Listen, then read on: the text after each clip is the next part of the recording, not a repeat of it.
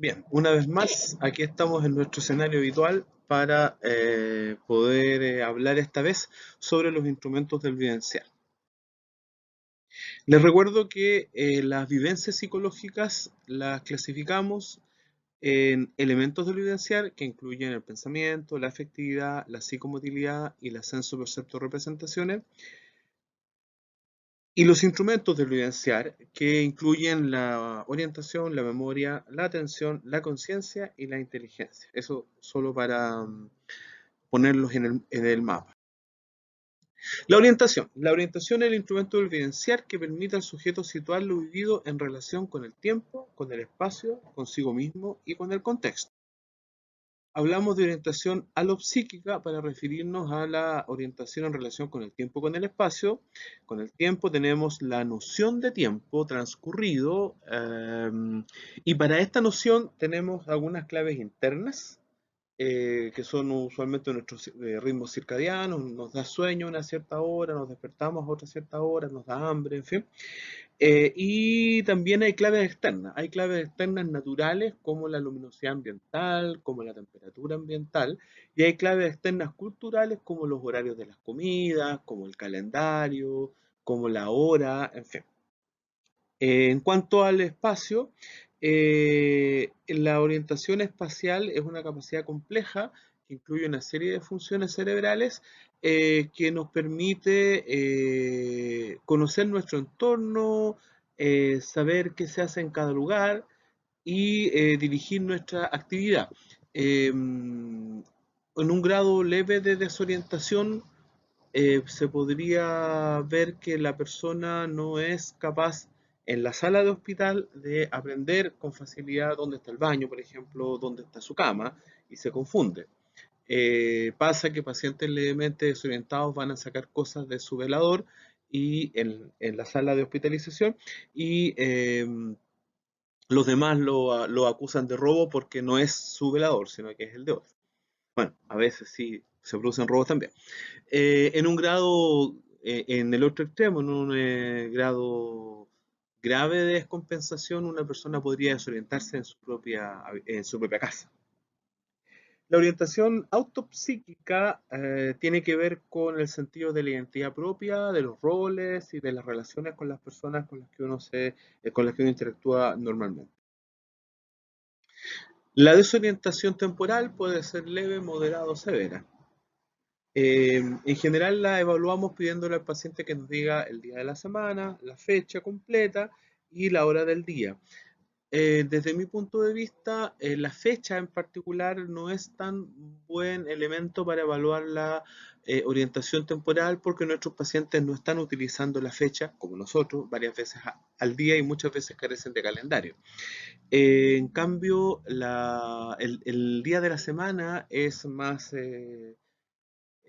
tiene más parámetros que le permiten al paciente poder averiguarlo y sobre todo la hora del día. Para la hora del día hay una serie de estímulos internos y externos, naturales y culturales, que no, le permiten a la persona saber aproximadamente qué hora es. Una persona sana puede estimar la hora del día con una diferencia de 30 minutos o de una hora. Más que eso ya se considera alteración. No sé, cuando uno le pregunta al paciente, ¿y cómo qué hora es más o menos? No, no sé, doctor, que no tengo reloj. A ver, pero ¿me podría decir aproximadamente qué hora es? Y el paciente mira para la ventana. Entonces uno dice, ya, bueno, está buscando claves para estimar. Y generalmente te va a decir una hora que tiene que ver con la hora real. En cuanto a la desorientación espacial, también la alteración puede ser leve, moderada o severa. Le pedimos a los pacientes que nos digan dónde estamos y qué lugar es este. El paciente podría decir que estamos en una oficina y que esto es un hospital, ¿de acuerdo? O nos podría dar alguna respuesta, digamos, más o menos absurda. Cuando la persona contesta que estamos en una oficina del Hospital del Salvador de Valparaíso, yo suelo preguntarle dónde queda este hospital y me dice en Playa Ancha. Y ahí uno se conforma más o menos. Si uno quiere hacer una evaluación más fina, podría preguntarle, a ver, si yo salgo del hospital y subo caminando, ¿a dónde llego? Ya, a la salida del hospital subiendo se encuentra la UPLA, se encuentra el estadio Elías Figueroa, antes llamado Estadio Valparaíso o Estadio del Wander, también vale, digamos. Y a la izquierda está la Escuela Naval. Curiosamente, la Escuela Naval está a la izquierda. Entonces, eh, son elementos, digamos, de la arquitectura urbana de la ciudad relevantes. Los pacientes en general lo conocen. Obviamente, una pregunta de ese tipo no tendría sentido si la persona vive en Quintero y ha venido pocas veces a Valparaíso. Pero en general sirve y ayuda bastante. La desorientación autopsíquica también puede ser leve, moderada o severa y se evalúa pidiendo al paciente su nombre, pidiendo quién es él, quién es sus familiares cercanos, quién soy yo, ese tipo de cosas. Respecto de la desorientación, hay algunas respuestas completamente absurdas que se dan dentro de un cuadro psicótico y que normalmente no consideramos alteración de la orientación. Supongamos, no sé, es un paciente real que recuerdo yo que después evolucionó muy bien, ¿eh? Tenía una esquizofrenia muy grave después de como 10 años sin tratamiento farmacológico. Y yo cuando lo conocí le pregunté dónde nos encontrábamos y me quedó mirando con un aire de perplejidad y de angustia muy intenso que yo no puedo imitar y me dijo que estábamos en el interior del mar, que estábamos en una ballena. Entonces, ese tipo de respuesta evidentemente no da cuenta de un trastorno de la orientación, sino que da cuenta de un cuadro psicótico gravísimo. Obviamente, si el paciente, por usar la caricatura clásica, nos dice que es Jesucristo o Napoleón, evidentemente estamos hablando ahí de un cuadro psicótico también. La memoria. La memoria permite que la vivencia quede retenida en la mente y pueda ser recuperada. Y también está estrechamente relacionada con la noción de tiempo transcurrido. Hay muchos tipos de memoria descrito y la investigación sobre memoria desde el punto de vista neurobiológico avanza mucho. Ahora yo les voy a conversar acerca de los tipos de memoria que utilizamos en clínica psiquiátrica para hacer la evaluación gruesa que nosotros hacemos de nuestros pacientes. La memoria de fijación, que es la memoria más inmediata, se divide justamente en memoria inmediata, que estamos hablando de unos cuantos segundos, que tiene que ver con la capacidad de registro, es decir, con la capacidad de la persona para adquirir la información de lo que ocurre a su alrededor y retenerla. Si la memoria inmediata está perturbada, no va a haber registro, entonces la persona después podría no recordar, pero no porque tenga un trastorno de la memoria de vocación, por ejemplo, sino porque nunca ingresó la información. La capacidad de registro o memoria inmediata es muy dependiente de la atención, de la motivación y otros factores emocionales y de la intensidad del estímulo. Estos dos últimos factores, la motivación y la intensidad de estímulo, se suman en un elemento que se llama saliencia. La saliencia de un estímulo es qué tan prominente es dentro del montón de estímulos que uno recibe permanentemente, y esa prominencia tiene que ver con lo llamativo que es el estímulo. Un estímulo puede ser llamativo por ser más intenso, puede ser llamativo por ser más colorido, puede ser llamativo por su tamaño, puede ser llamativo por desaparecer. Siempre cuentan la gente que yo conozco que vive en el sur, donde, bueno, ahora no tanto, pero antiguamente podía llover semanas seguidas y que de repente despertaban en la noche porque dejó de llover. O sea, estaban con la lluvia, con el ruido de la lluvia permanentemente hace varios días y de repente ya no lo percibían porque era monótono, pero en el momento que dejaba de llover, despertaban porque no estaba el sonido. Pero también la saliencia tiene que ver con elementos emocionales y motivacionales. Probablemente el número de teléfono de ella se me va a quedar en la mente mucho más rápidamente que el número de teléfono de cualquier otra persona. También podría ser algún estímulo que fuera peligroso, va a llamar mi atención mucho más que otros. Ahora, la memoria inmediata en la práctica clínica es absolutamente indistinguible de la atención y se evalúa junto con la atención. Cuando veamos atención, yo les voy a comentar que podemos evaluar atención con una serie de palabras y dándole al paciente una serie de palabras y pidiéndole que la repita inmediatamente, o también sirven dígitos, y eso evalúa al mismo tiempo memoria inmediata eh, y atención. La memoria reciente, que es la memoria de pocos minutos, está ligada, a ver, depende de la atención, pero no está ligada con ella. Si yo tengo trastornos de la atención y de memoria inmediata, no voy a poder evaluar memoria reciente. ¿de acuerdo? Y no voy a tener registro, por lo tanto. Sin embargo, no es lo mismo que la atención y se puede separar. Yo evalúo pidiéndole al paciente que repita 3 o 4 palabras de inmediato, con lo cual estoy evaluando, como dije antes, atención y memoria inmediata, y luego de 3 a 5 minutos, cuando evalúo memoria reciente. ¿Qué palabras tienen que ser estas? Tienen que ser sustantivos comunes, de uso común, no puedo poner verbigeración o, ¿qué te digo yo?, dilatorio, ¿ya?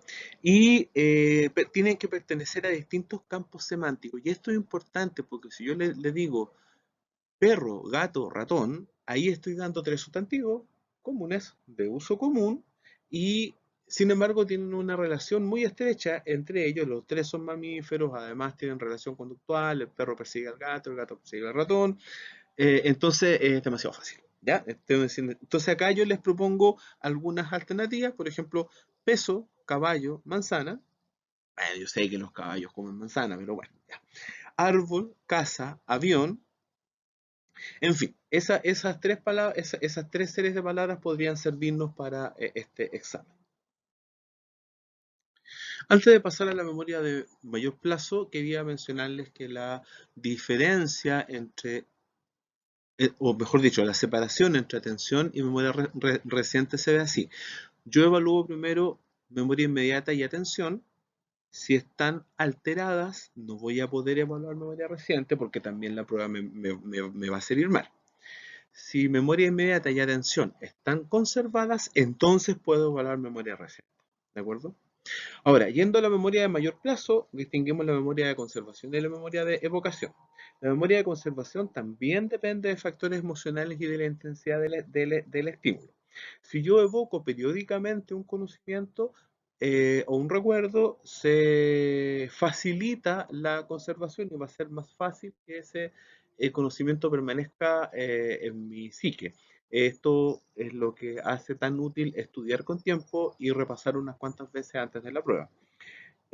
Obviamente, la evocación relacionada con el uso del conocimiento, el uso del recuerdo, tiene mucho más peso para consolidar este recuerdo.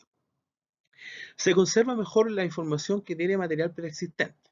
Si hiciéramos la prueba de que cualquiera de ustedes y yo asistiéramos a una conferencia sobre alguna materia relacionada con inmunología, considerando que la inmunología es algo que yo no estudio desde que estaba en el pregrado, y eso ya fue hace una cantidad considerable de años, y ustedes estudiaron inmunología el año pasado, entonces probablemente si después de esa conferencia nos hicieran una prueba, el, cualquiera de ustedes podría tener mucho mejor resultado en esa evaluación que yo. En cambio, si repitiéramos la experiencia con una conferencia relacionada con algún tema psiquiátrico, la relación se invertiría. Eh, Dentro de la memoria de conservación hay que considerar 2 fenómenos normales que son el olvido. Nosotros olvidamos cosas, no se retiene todo, al menos en un plano consciente. Y la construcción. Nosotros construimos recuerdos.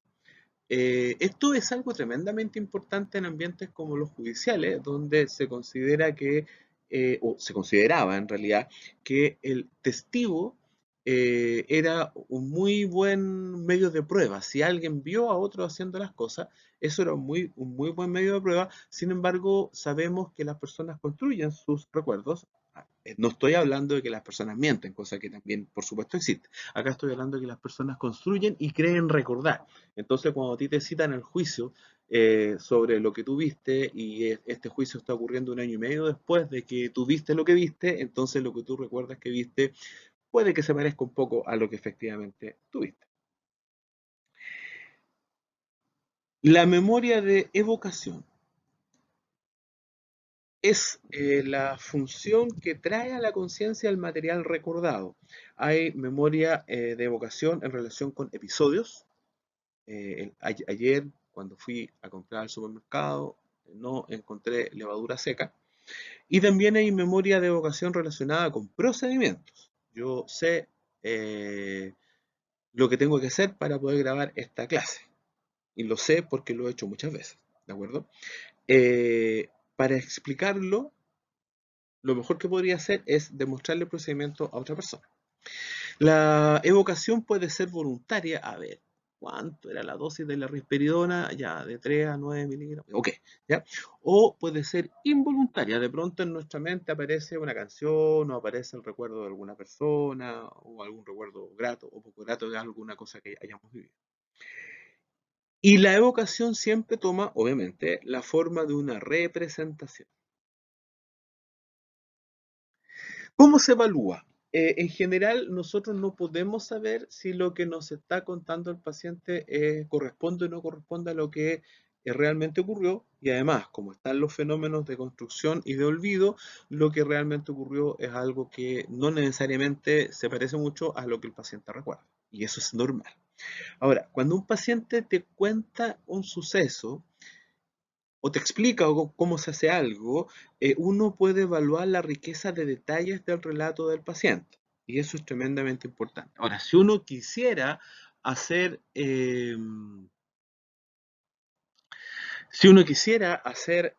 una evaluación más específica, uno podría preguntarle al paciente, por ejemplo, qué comió ayer. Ahora, antes de preguntarle lo que comió ayer, yo tendría que saber lo que comió ayer, porque si el paciente me dice, no me acuerdo lo que almorcé ayer, bueno, uno podría considerar que hay una alteración, porque es algo que uno podría recordar, pero si el paciente me dice que comió tallarines, yo tendría que saber si fue tallarines o charquicán. Respecto de los recuerdos de lo sucedido, hay que considerar que en las vivencias de cierta complejidad, sobre todo que incluyen interacciones, sobre todo interacciones que están cargadas emocionalmente, se recuerdan más vivamente. Sin embargo, cada uno le da distinta interpretación. Entonces, cuando hubo un conflicto y la persona está, por ejemplo, psicótica o maníaca, pudiera recordar algo diferente. Pudiera, por ejemplo, la persona decirnos que ah, el equipo técnico que estuvo en el turno nos dice que el paciente estaba muy irritable y que se puso insolente porque le pidieron que tenía que bañarse, y se puso insolente, entonces se puso a gritar y dijo algunos garabatos, entonces ellos tuvieron que separarlo del resto de la unidad y como se empezó a poner agresivo le tuvieron que poner una inyección. ¿Ya? Eh, el paciente podría recordar que en realidad él estaba enojado porque la paramédico le pidió de manera grosera, no directamente, pero sí con un tono como de humillación y tratándolo mal, que tenía que bañarse, lo que significaba que él estaba hediondo. Entonces él empezó a reclamar que por qué tenía que bañarse si uno puede bañarse, no necesita bañarse todos los días, yo ya soy una persona mayor, por lo tanto me puedo enfermar, y que entonces vinieron todos acá y cuando vio que estaban todos los técnicos encima, él se sintió muy amenazado y se puso en realidad, no debía haber dicho los garabatos que dije, pero ellos me provocaron. O sea, la situación es vista desde diferentes puntos de vista y de eso motiva que el relato no coincida. Ahora, hay tipos de memoria de largo plazo. Está la memoria declarativa, que es información que se puede expresar en palabras o en datos. Sí, sí, sí, sí, sí, el auto me lo compré en septiembre. Está la memoria procedural, donde se trata de secuencias motoras complejas que se necesitan para ejecutar un acto. Está la memoria episódica, donde yo puedo relatar hechos sucedidos que me hayan ocurrido a mí o que me los hayan contado. Está la memoria semántica, que tiene que ver con los símbolos del lenguaje y su significado, y con conocimientos generales que no están basados en experiencias propias. La memoria semántica nos invita a reconocer que, ¿qué te digo yo? Homenaje es una palabra que significa el conjunto de los elementos que hay en una casa para comer, eh, pero también significa qué es lo que es libertad o quién es el presidente de Chile, digamos. Esos son los conocimientos que están relacionados con la memoria semántica. La memoria implícita tiene que ver con hábitos, habilidades, condicionamientos y otra información que no se maneja conscientemente. Vendría a ser algo así como una memoria procedural, pero en un nivel de complejidad mucho mayor. La memoria explícita, en cambio, tiene que ver con suceso, aprendizaje y otra información que se conoce conscientemente. Estos distintos tipos de memoria no abarcan todos los tipos de memoria que existen y no se excluyen uno al otro necesariamente. Ahora, entremos a los trastornos cuantitativos de la memoria. Acá tenemos la amnesia de fijación, donde hay una amnesia anterior, de este momento en adelante. La persona no puede evocar, por lo tanto, lo sucedido en los últimos minutos y está muy relacionada con déficits en la atención y en la concentración.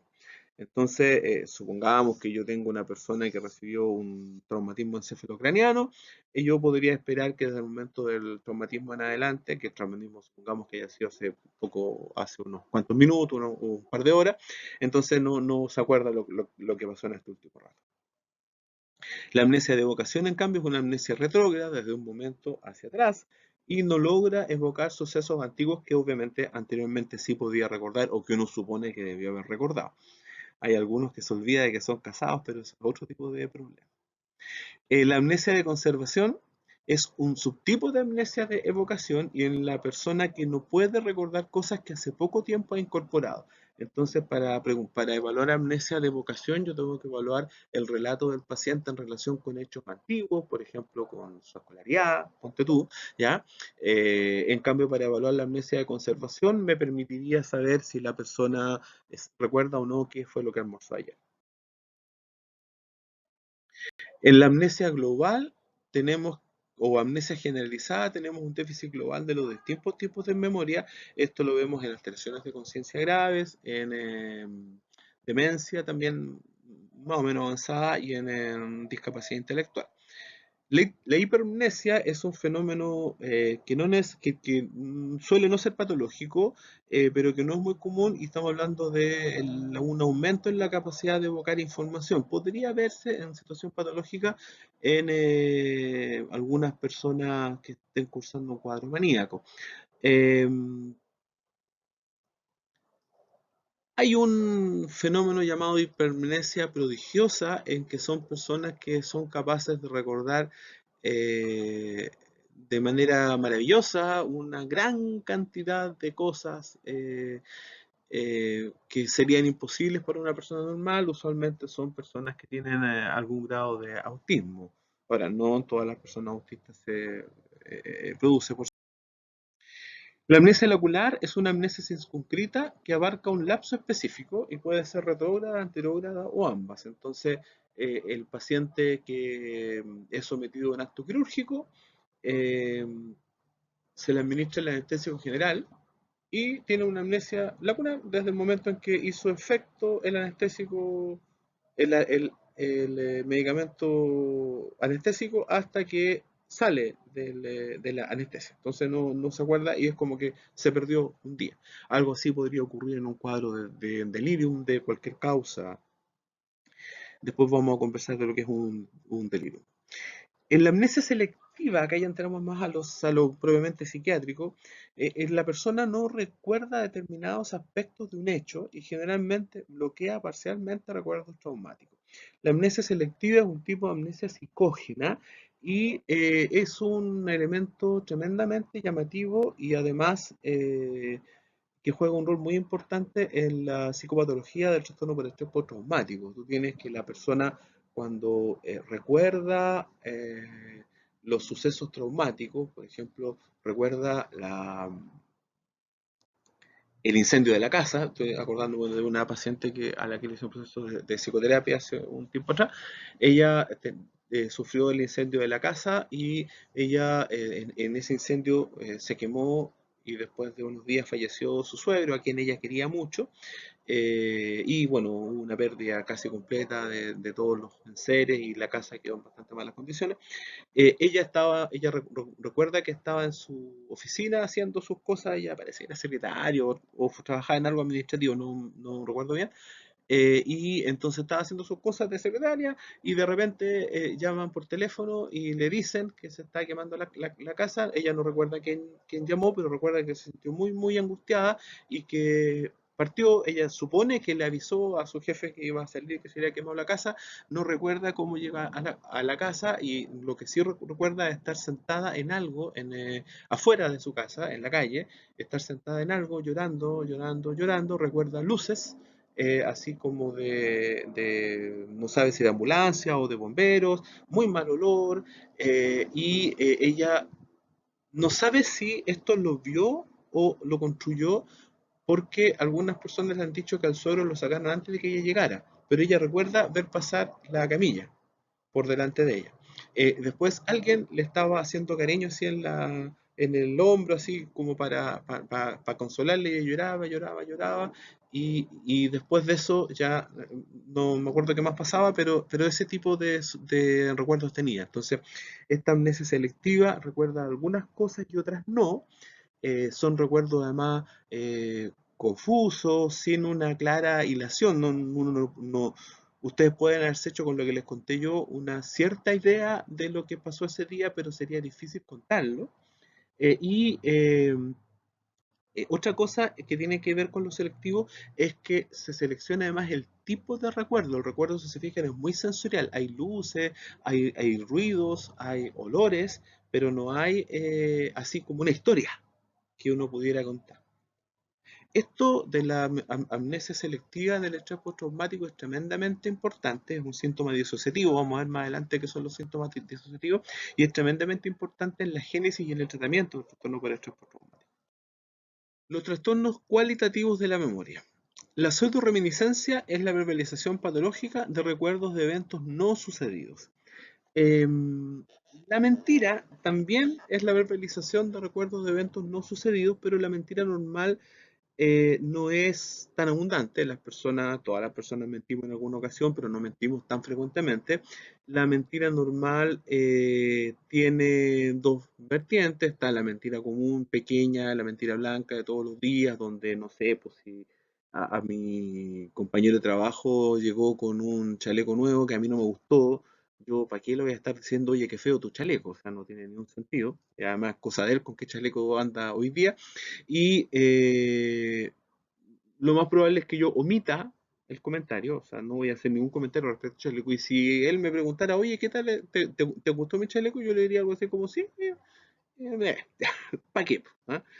Eh, y hay otro tipo de mentira normal que es la mentira que se comprende dentro de la necesidad de obtener algo.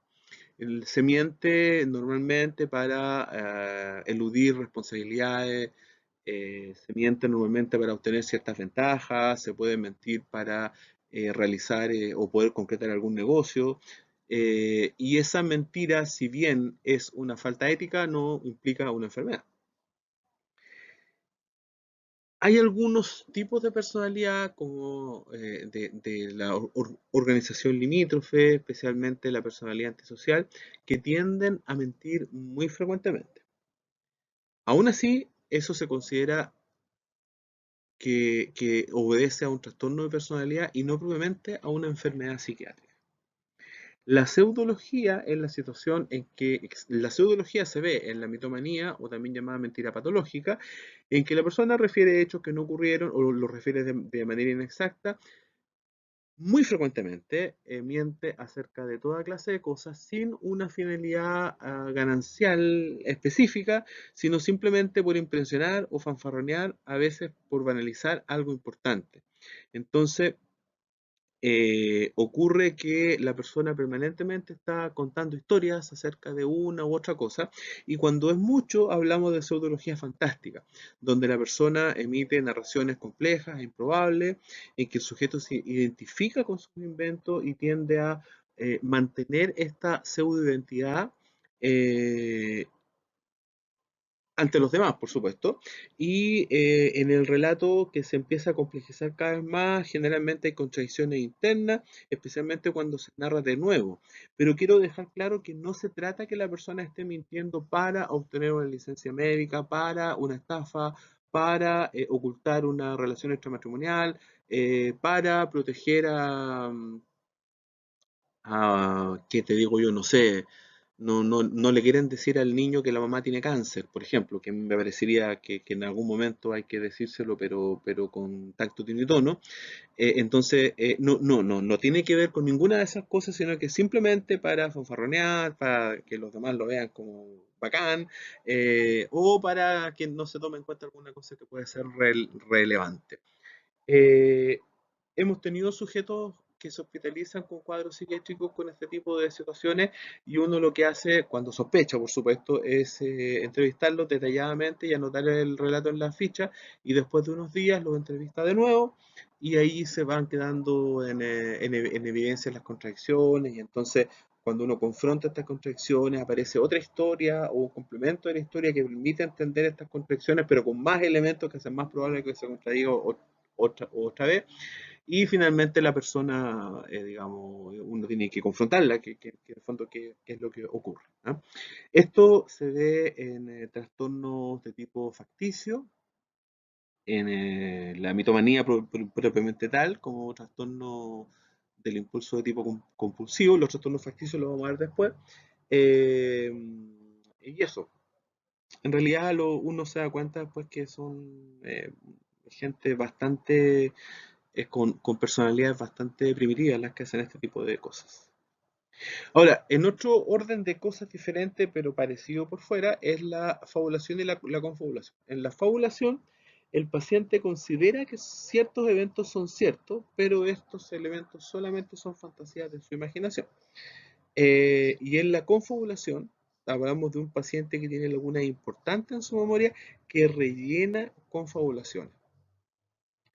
La confabulación es un evento que se puede ver en la enfermedad de Wernicke-Korsakoff y en general en algunos tipos de cuadros orgánicos. Uno puede, cuando quiere saber si es confabulación, uno puede preguntarle al paciente algo así, por ejemplo, como, oiga, usted, nosotros nos conocemos, supongamos que no nos conocemos, nosotros nos conocemos, no, le dice, pero si ayer, no era usted que ayer estuvimos tomando tecitos juntos. Ah, claro. Y entonces podría llegar a contar, a aceptar que estuvo tomando un tecito conmigo ayer e incluso dar algunos detalles. Ahora, este tipo de fabulaciones inducidas en general uno las hace cuando tiene alguna duda respecto de que esté presente una alteración de la memoria de este tipo o cuando quiere demostrarle a un grupo de alumnos, pero en general hacer este tipo de cosas tiene algunos peros éticos. En el falso reconocimiento, el sujeto reconoce personas o lugares que nunca había conocido y lo hace con convicción honesta. A diferencia del déjà vu, que es un fenómeno normal en el cual uno está en una situación nueva, pero tiene una sensación rara de que parece que esto lo hubiera vivido antes, pero en el fondo no sabe que no. ¿De acuerdo? No hay que olvidarse que existen las pseudo-alucinaciones del recuerdo. ¿Ah? La pseudología y la pseudología fantástica nos remiten a trastornos graves de personalidad, trastornos facticios, mitomanía. La confabulación y falso reconocimiento nos remiten a cuadros neurológicos, orgánicos. Y la pseudo-alucinación del recuerdo nos remite a cuadros de tipo psicótico, esquizofrénico. La criptoamnesia es un trastorno cualitativo de la memoria donde el sujeto considera honestamente como propios una idea o conocimiento que proviene de otro, ya sea que se lo haya dicho o que lo haya leído de un escrito. Y es un plagio inconsciente que no denota patología en general. Obviamente tiene que ser inconsciente, porque si efectivamente la persona está plagiando y presentando como propios conocimientos que otro produjo con conciencia de ello, entonces es un delito. Pero en todo caso no es una enfermedad, digamos. La amnesia psicógena puede ser considerada patológica o no, ¿ya? En la amnesia psicógena la persona niega recordar algún hecho, generalmente es un hecho traumático y se trata de un fenómeno disociativo. Vamos a ver más adelante lo que es disociativo, lo que es ganancia primaria. Cuando estudiemos eso, por favor, vuelvan a revisar esta clase y van a poder entender mejor de qué se trata. Pero en síntesis, tiene que ver con lo que yo les explicaba de la amnesia selectiva. La amnesia selectiva es una forma de amnesia psicógena, es un tipo disociativo de amnesia psicógena y ocurre en una situación traumática en que está el horror y está el espanto, que se suspenden algunas funciones psicológicas superiores, eso significa la palabra disociación, para aliviar este horror que se está experimentando. Eso es lo que se llama ganancia primaria. Ahora, hay otra situación que también entra en el concepto de simulación y que es lo que, perdón, hay otra situación que también entra en el concepto de amnesia psicógena y que es la simulación. En la simulación hay una decisión deliberada y reflexiva de la persona por hacerse la enferma, por decir que tiene un síntoma y que no lo tiene, para obtener alguna licencia médica, alguna receta de benzodiazepinas o de opioides, eximirse del servicio militar, o qué te digo yo, no cumplir una condena en la cárcel, o cualquier otra cosa así. Eso es lo que llamamos ganancia directa.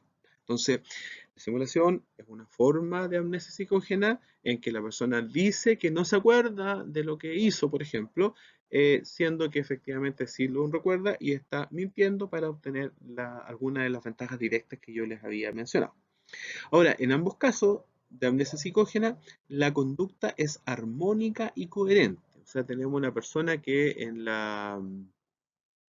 al observarlo en una sala de hospitalización o al pedirle o al observarlo en la sala de espera, quizás uno ve que saluda, que conversa, que hace las cosas igual que todo el resto de las personas y no aparecen elementos que hagan sospechar algún cuadro orgánico cerebral.